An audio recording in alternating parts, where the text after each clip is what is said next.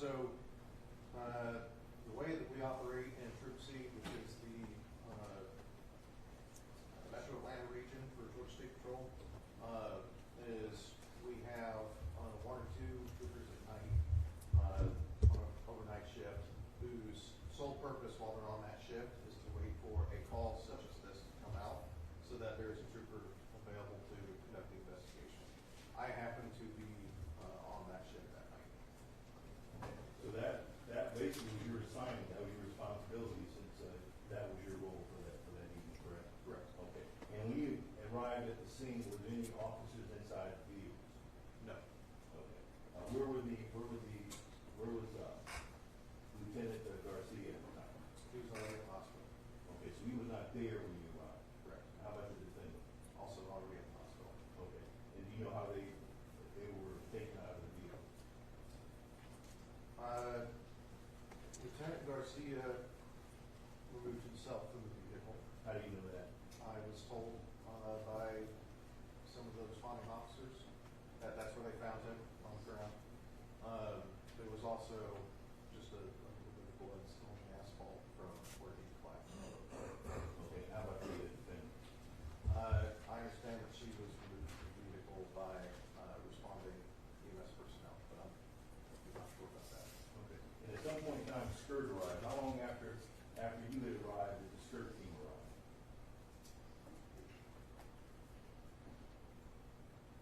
My best guess would be about 30 to 45 minutes after I arrived. Okay. And at that point in time, had you done anything to investigate the module system or the dash cam inside Lieutenant Garcia's vehicle? No. Okay. And so who would have gone inside of Lieutenant Garcia's vehicle and retrieved the dash cam coverage that we just used? If you know. I don't know, and if I'm not mistaken, that was actually footage that would have been uploaded to a cloud automatically, and that it would have been downloaded from that. I'm not certain. You're not really sure, but that's okay. But you did speak with a witness, is that correct? Correct. Okay, and what witness was that? He was a deputy from Fulton County Sheriff's Office. I don't remember his name off the top of my head. You listed 4 witnesses in the report, do you remember that? Yes. Okay. A Jordan Lockett, do you remember Jordan Lockett?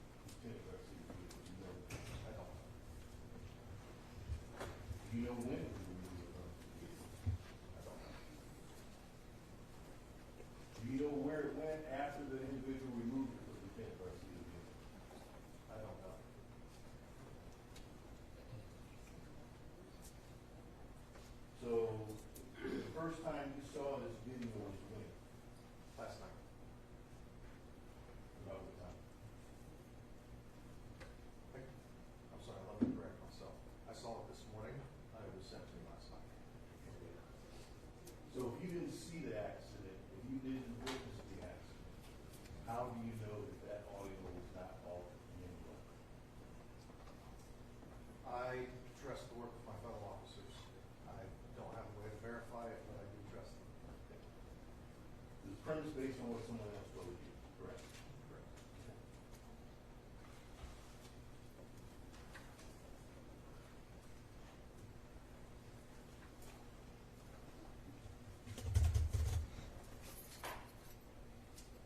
Was there anyone else in Lieutenant Garcia's vehicle, do you know? There was not. Okay.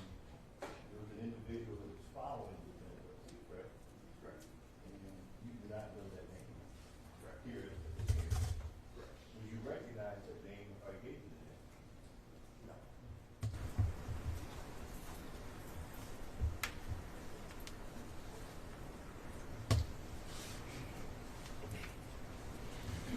Are you certain that you placed or incorporated the eyewitness's name in your report? Yes.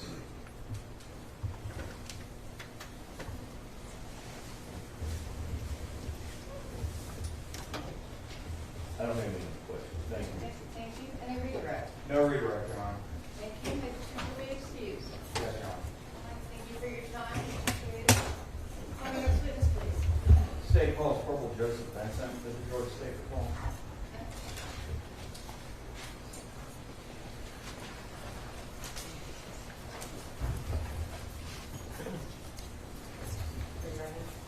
Do you swear affirm to state that you will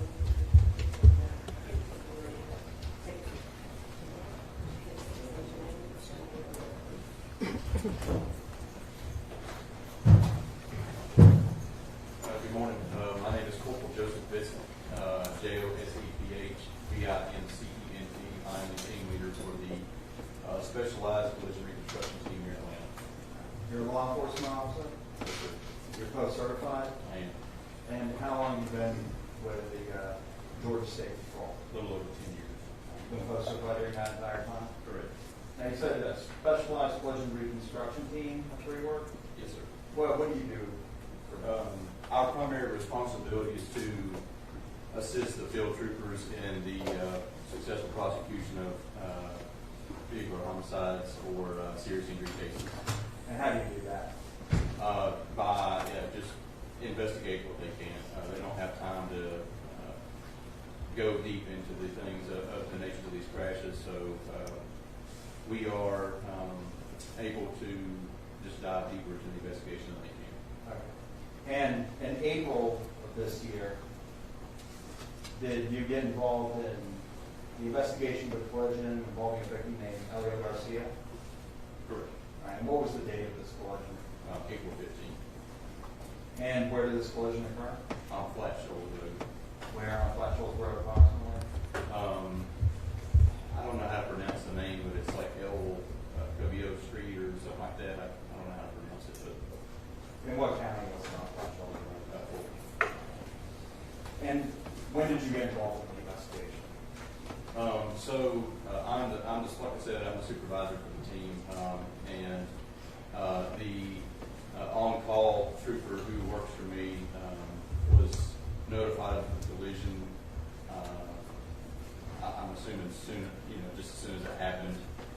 Responded to the scene, took photographs of the scene, assisted the Trooper Donaldson and the on-scene officers in document roadway evidence, taking photographs, and I think his response time was around 45 minutes or something like that. But Trooper Phillips initially responded to the scene and did that stuff. And during the course of your investigation, did you obtain any data from an airbag control module inside a Infiniti vehicle? Yes, sir. I did apply for search warrants before the county, and we were able to successfully retrieve airbag modules from both vehicles. All right, and you said there were two vehicles. Correct. There was a black Infiniti QX70 and then a black South Fulton Police Department Mark Ford Explorer. So you downloaded the airbag control module from both of those? Correct. Starting with the Infiniti, what was your understanding regarding who was in control of the Infiniti at the time? You mean, I didn't hear. Who was driving the Infiniti? Oh, the female here in the courtroom. Okay. And how do you go about extracting or downloading the data from the airbag control So first, you again obtain a search warrant through Fulton County. We were at that point retrieving data from the vehicle, so we need a search warrant. You would need to be trained in CDR technician and CDR analyst, which I'm trained in both of those, to extract the data using a Bosch CDR equipment kit. Is that spelled B-O-S-C-H? Correct. Yes, sir. Okay. You then you go into Bosch's computer software and see if the vehicle is supported. So Trooper Phillips did that while he was on scene. So if you don't mind, I'll backtrack just a little bit. But when he sends the notification email, so it's he sends us, hey, this is what we got. This is the next case number. Then he will get with the investigating trooper and see what the tag numbers are or VIN numbers are, and then put that into that Bosch CDR system, and it will tell you if it's supported or not. Not all vehicles are supported. Not all year models, not all makes are supported, and it just varies dependent based on what that is. But in this case, these particular vehicles were both supported, and it was on the scene that they were supported. And in that initial email submitted by TFC Phillips, and that's just a notification email, just saying, hey, heads up, we got some work we got to do, right? So I started working on search warrants, got the search warrants, and then we completed that. All right. And when you downloaded the data from this, and we're talking about the Infinity here, the Airback Control Module, what did it tell? What did this data tell you? Several things. I will say that the data supported the roadway evidence. I will say that the data supported the video evidence that we reviewed. The speed reported from the Infinity was 98 miles an hour. And if I recall correctly, the speed from the Explorer was around 45, something like that. It was right around the speed limit. So when you say the speed of the Infinity was 98 miles an hour, when was the Infinity traveling? Approximately 5 seconds prior to impact. All right, and that's, so the airbag control module, how often does it record the speed of the vehicle? Yeah, so that's also very dependent based on models.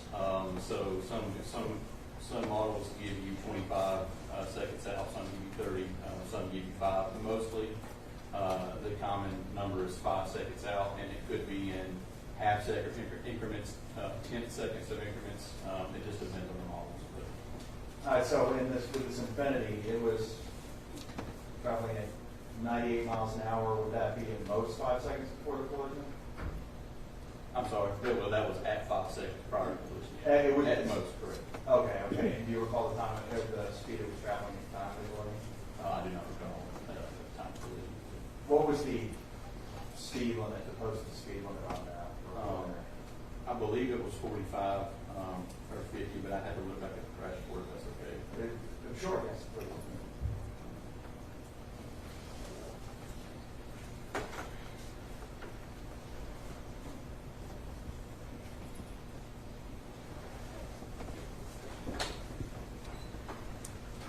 Yeah, so posted 45 feet. Okay. So it was twice the speed limit. Correct. You said that what you saw in the airbag control module was also consistent with the roadway markings? Yes, sir.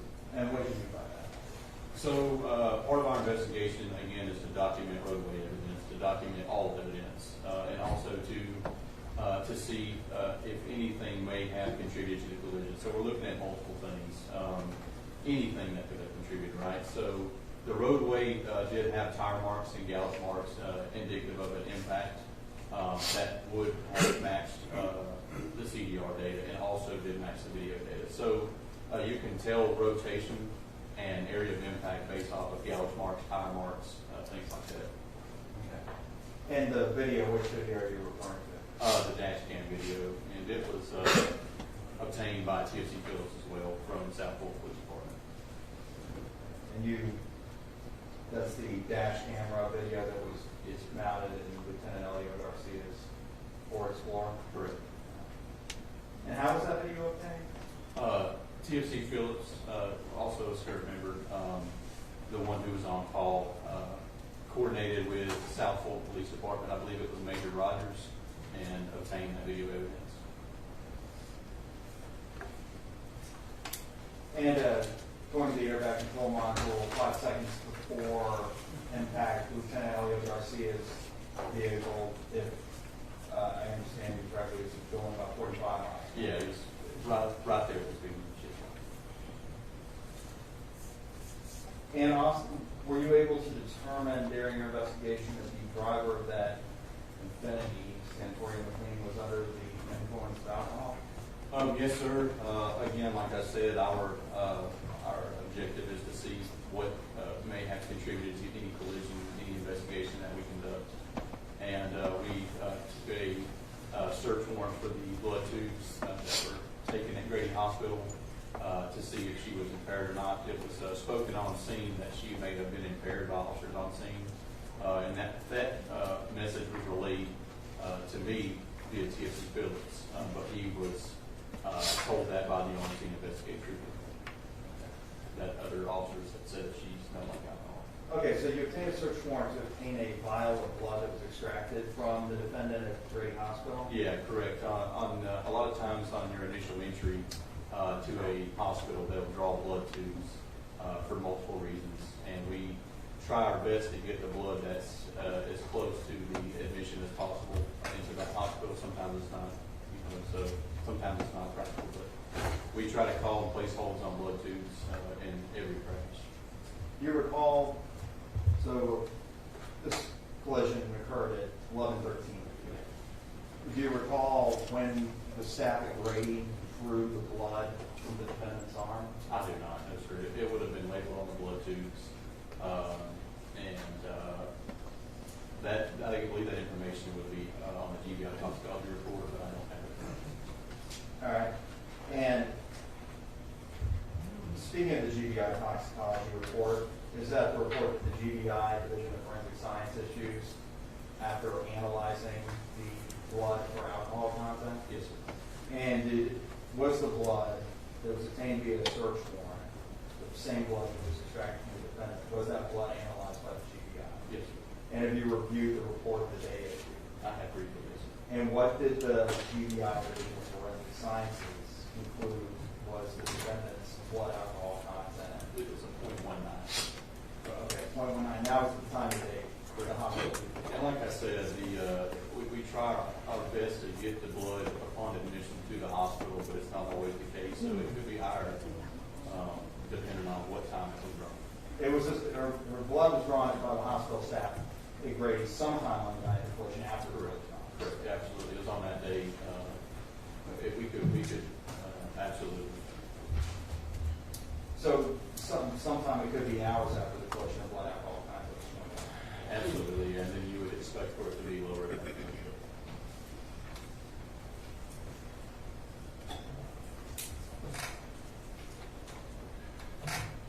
I have no further questions. Thank you. Attorney Richardson? Yeah, just a few, Your Honor. Okay. Corporal Vincent, are you certain that you obtained a search warrant to regards to testing the blood that was extracted from my client? Not myself personally, no, sir. So like I said, I'm in charge of the team, and I believe it's Trooper Phillips who obtained the search warrant. Okay. Was Trooper Phillips also responsible for obtaining the search warrants of the vehicle? No, sir, that'd be myself. And was that done prior to requesting for the search warrant of the blood? I don't believe so. I think the blood was, we tried as fast as we can to get that search warrant done. So I think the vehicles were done afterwards, but I don't recall exactly. And the reality is you had nothing to do with extracting any blood, is that correct? Other than giving the order. Let me rephrase that, that's probably a cool question. You physically did not medically extract any blood from my client, is that correct? No, sir, the medical professional, please. And you would have had or played no role in the blood that was extracted being transferred to GDI, is that correct? I personally would not have, but the Trooper Phillips. So when you go to Grady, you place a blood hold, or you place a hold on the blood.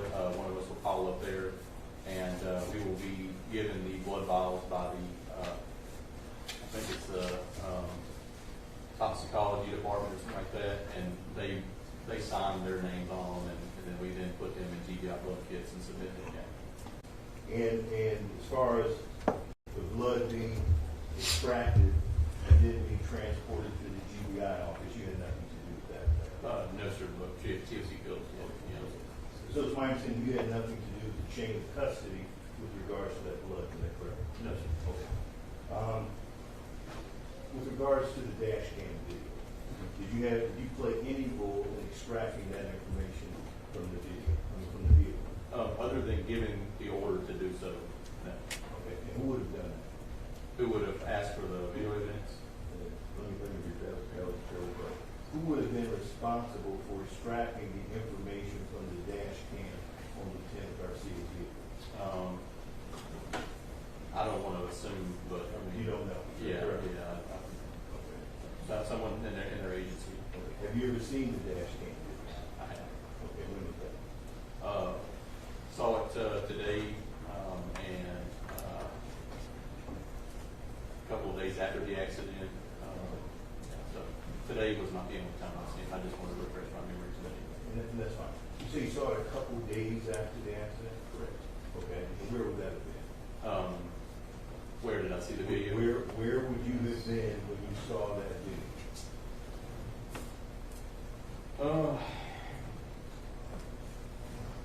I don't recall. I guess the office, at the Garcia office in Atlanta, headquarters of Georgia State Patrol. Okay, how would you have retrieved that video? Via email. It was, I believe, a Dropbox link or a Google Doc link or something like that. Zoom link. Would that have come from Trooper Phillips? It would have came directly from South Fulton PD. Okay. Was someone from South Fulton? Yeah, PD sent would that to- have had to have sent that to you, correct? To Trooper Phillips, correct. Someone from South Fulton PD sent it to Trooper Phillips, Correct. and then Trooper Phillips sent it to you? No. See, I'm the supervisor. I review everybody's cases. I have access to all of it. A lot of our things are done via team where I do have access to all of it because I have to finally approve all these cases. So that's the only reason I have any business looking at things because I have to approve the cases. But the video was sent directly from South Fulton PD to Trooper Phillips, at which point I can go into his case file and view whatever because I have to approve it. Where's Trooper Phillips? He's on, plays his office in my office. And where's that? 959 United Avenue, Atlanta, the Georgia State Patrol headquarters.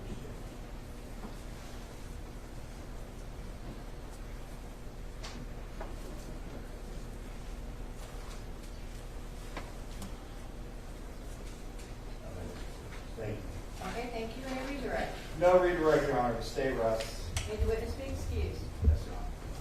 Thank you for coming in, Corporal, we appreciate your time. All right, the state has rested Mr. Richardson, would you please call any witnesses or present any evidence? No witnesses or any evidence, Your Honor. All right, I will hear argument, gentlemen. Your Honor, the state respectfully requests that the court find probable cause on a total of 8 counts. Those first 3 counts are homicide by vehicle in the first degree. One of the homicide by vehicles in the first degree is predicated on reckless driving, and the next 2 were predicated on driving under the influence of alcohol, with one of the DUI charges being per se, because the accused was at least, blood alcohol content was at least 0.08, and the other one being less safe, that she was operating a motor vehicle under the influence of alcohol to the extent it was less safe for her to drive. Then count 4 is reckless driving. Count 5 is the driving under the influence of alcohol per se charge. Count 6 is the driving under the influence of alcohol less safe charge.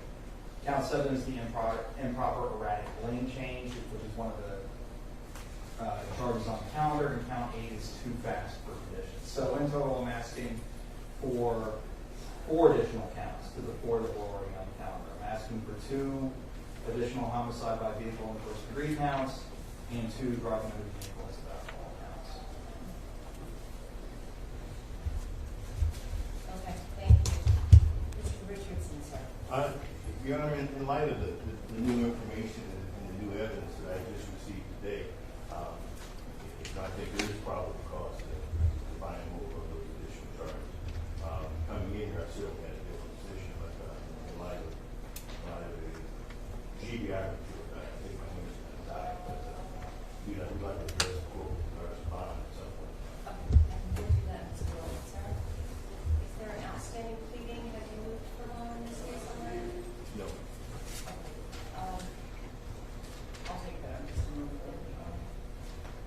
upon the testimony of the witnesses presented here today, I do find probable cause to find over on homicide by vehicle in the first degree with the underlying is reckless driving, driving improper or erratic lane change, reckless driving standing alone, too fast for conditions, another count of homicide by vehicle in the first degree using the less safe DUI statute, an additional count of homicide in the first degree using the per se DUI statute, additionally, DUI standing alone under the per se and DUI standing alone under the unsafe.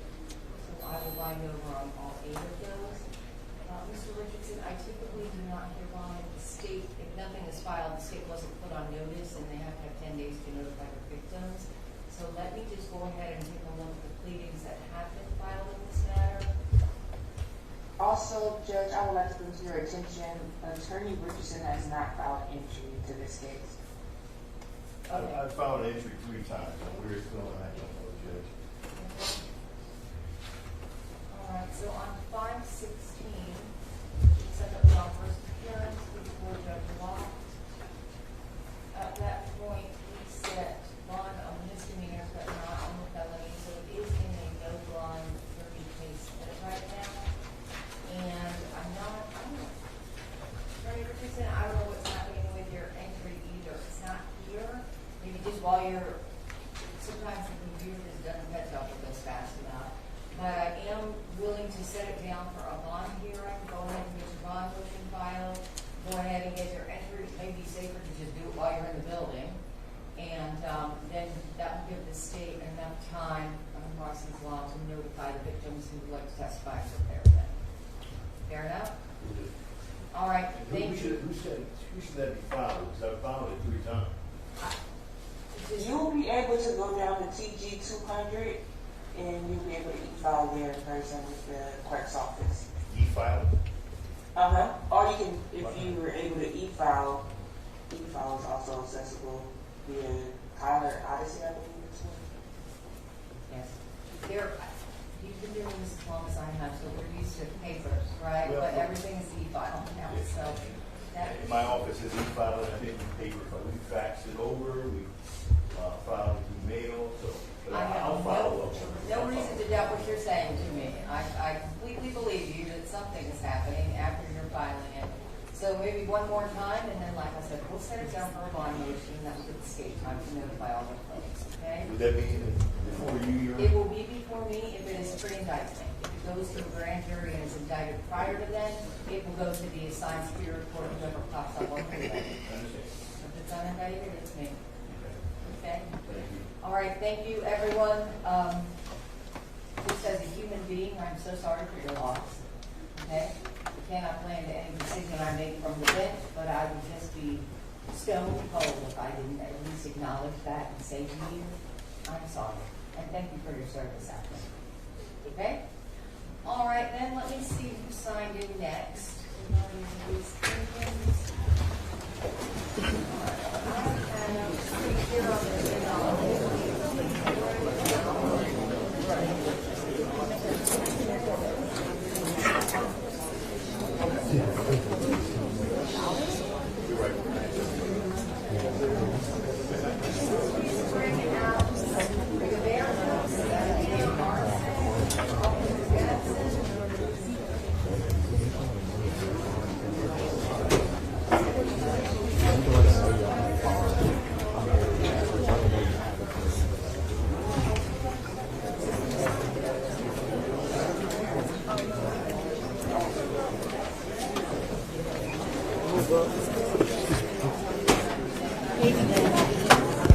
Check.